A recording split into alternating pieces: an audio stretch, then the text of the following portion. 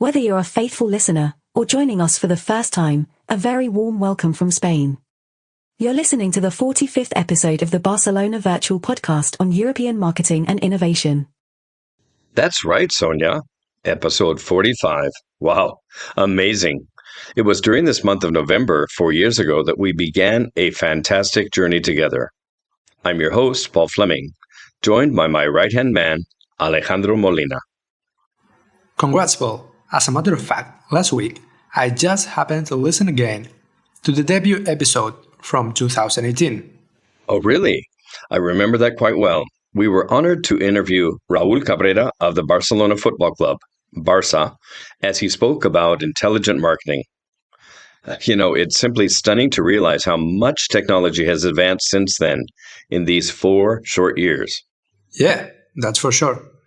We'll discover some surprising innovations that are made in Europe. I agree, Ale. As I looked at today's notes, I found those examples very positive, inspiring even, especially given the current business climate, which is chilly indeed. It's proof that the human spirit is just destined to innovate. Many new European projects are very forward-looking indeed. And I think many of them will help our listeners in the year ahead. Oh, absolutely. I've asked George to take us directly to the latest tech trends, followed by Carrie, who will then share the more human side. And Henry? He told me this morning he'll be here. Oh yes, he's back. He's prepared some geek bites about AI and genetics that are sure to make Carrie a bit nervous, Well, that just got me curious. Shall we jump in? The following content is brought to you by the BV Innovation Lab.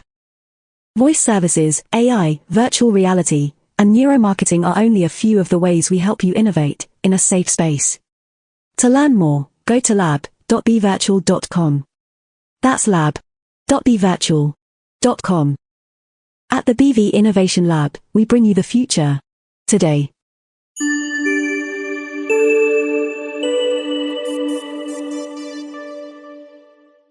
So, George, Paul told me that you'll be sharing some cool tech trends. Go for it. I can't wait, thanks, Ale. And I must confess, I'm quite gobsmacked. Last year, in episode 4, we focused on what we call the reality revolution, where we reported on advances in holograms, voice assistants and realistic avatars. So what are you seeing that impresses you now, George? That would have to be the new term I've just become aware of. Generative AI. By that I mean technologies such as text-to-image AI platforms, where photos, illustrations and more can be created just by typing a sentence. And secondly, the new AI-generated videos. What do you mean by that? Hold on, guys. We should go step by step. By text-to-image platforms, you mean projects such as DALL-E 2 and Stable Diffusion, right? As well as Synthesis Visual AI Studio, which we use in our art department here in the agency. So, we're creating images using AI. Also a great platform, definitely. And yes, Carrie, we're no longer buying stock photos for some of our campaigns, because we generate the exact images and scenes we need using AI. In the BV Innovation Lab. It is truly incredible. By typing detailed sentences called prompts, Jordi and Berta can now create the photos and illustrations they need. Within seconds, in real time, at no cost, and copyright-free. But even that seems like yesterday's news, when compared with the latest in artificial intelligence. It's possible to quickly and easily create all kinds of videos, using photorealistic avatars and synthetic voices, in a myriad of languages. Check out the London-based platform Synthesia. This is what I mean when talking about AI-generated video. I checked out their website yesterday. They claim that professional videos can be created 10 times faster than before, saving thousands of euros when compared with conventional video production. Video producers can choose between more than 70 avatars, 50-plus voices with different languages, and a library of ready-made video templates. Careful, boss. You might start sounding like one of those paid influencers. Oh my God, I suppose you're right. Yet that's not the case at all. The company doesn't even know my name. It's just pure passion on my part on seeing such amazing AI applications coming out of the UK.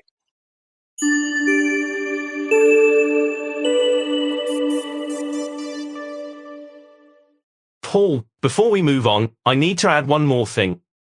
As you Americans always say, it's really gonna blow your mind. I'm ready for the explosion. What's important for all marketing and business people to realize is that these new AI media tools, for example, Synthesia or Soul Machines, drastically cut costs, especially for production time using traditional actors. Paul, that sounds interesting for our own BV Story Studio. Go on, please, George. I am all ears.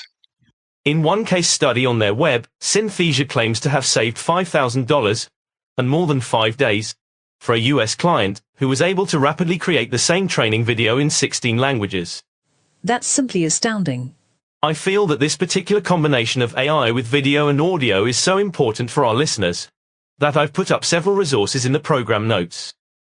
They're located in the blog post for this episode, which is Season 4, Episode 10. Simply type blog.bevirtual.com.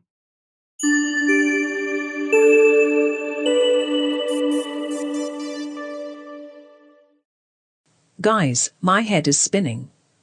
The technology is so powerful and the pace so fast that I often feel, well, quite dizzy from it all. Very understandable, Carrie.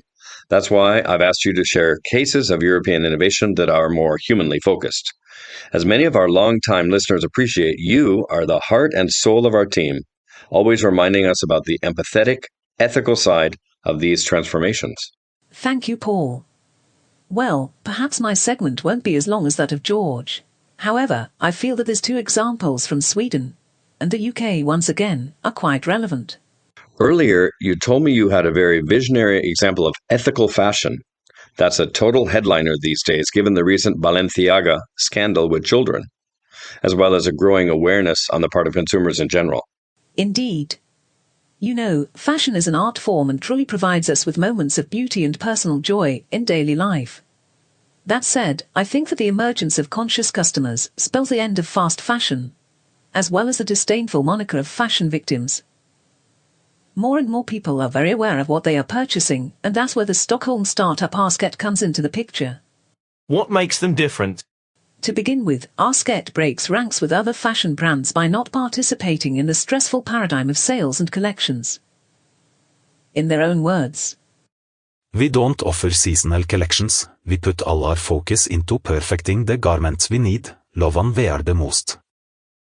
Since we don't suffer end-of-season stress, we pour our heart and soul into sourcing the most sustainable materials and ethical partners, providing our customers with traceability and accountability from farm to finished product." Those are very high standards. yes, they are. Imagine, Arsket backs it all up by offering full transparency for their garments. Where they were made, including a breakdown of the costs involved for raw materials, manufacturing, packaging and transport. And they calculate associated CO2 emissions. And your other British example? It's related to the conscious customer experience as well, though in a different way.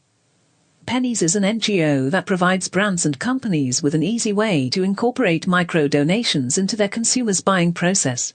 With X-commerce, the new buzzword, micropayments are a part of daily life, anytime and anywhere. Thanks to Pennies, they've raised millions for charities by helping consumers to simply round up to the next pound for causes they wish to support.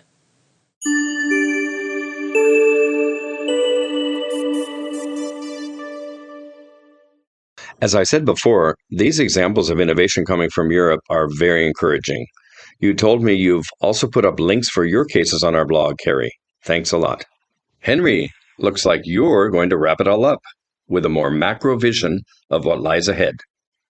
Are you willing to reveal your sources? Sure, no problem. There are a lot of gurus out there predicting all kinds of things, but I like to follow a German futurist from Hamburg named Bernard Marr.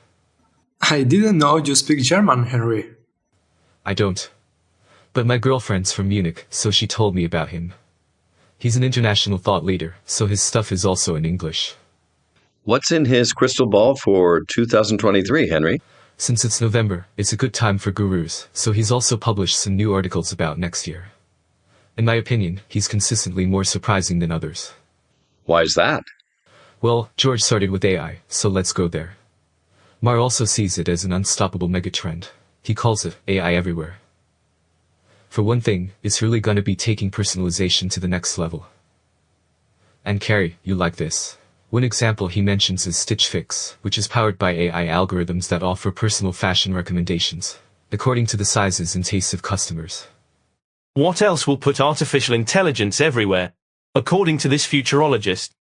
Moore also talks about contactless, autonomous shopping and delivery as a big 2023 trend. Much like the Culicado robot distribution center to the north of London. In fact, AI is playing a huge role in retail already, where it's used to manage and automate complex inventory management processes that are caused by demanding e-commerce consumers.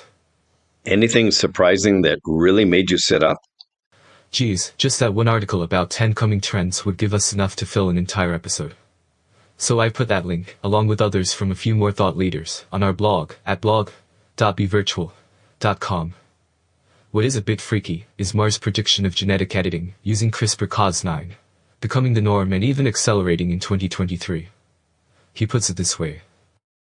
Gene editing works a bit like word processing, where you can take some words out and add others in. But here you do it genetically. This technology can be used to correct DNA mutations, solve the problem of food allergies, increase the health of crops, or even edit human characteristics, like eye and hair color. Oh, I find that a most flippant way to describe it. Appalling. And even dangerous. I knew you wouldn't like that one, given your qualms in 2020 about mRNA and possible consequences. Henry, thanks for that express overview and for the additional resources in the blog post for this episode. These developments all show us a whirlwind of change awaiting us in the year 2023. Fortunately, bringing positive innovations that will help us all greatly to face coming challenges. As we move ahead, let's always keep ethics and human dignity in the center. It's sure to be a North Star to guide us as we now enter the Christmas season and beyond. We look forward to your company again here in December. Thanks for listening.